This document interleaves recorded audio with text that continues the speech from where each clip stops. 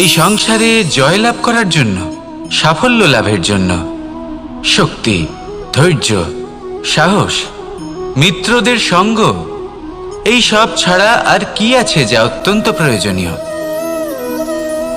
বিশ্বাস।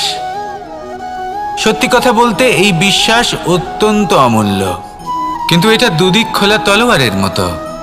এটা আপনাকে বলশালীও করে তুলতে পারে, শক্তিশালীও করে তুলতে পারে, আবার দুর্বলও করে তুলতে পারে। কিভাবে? যদি আপনি শুধুমাত্র অন্যের উপরে বিশ্বাস করেন যে ওনারা সবাই আমাকে সামলে নেবেন, আপনার বিশ্বাস শুধুমাত্র অন্যের ওপর, আর সেই বিশ্বাসের ভিত্তিতে আপনি কর্ম করেন, তাহলে আপনি দুর্বলই হয়ে উঠবেন। কিন্তু এই বিশ্বাস যদি আপনি নিজের ওপর রাখেন যে যাই হয়ে যাক না কেন, আমি নিজেকে ঠিক সামলে নেব, আমি আমার পথ বানিয়ে নেব,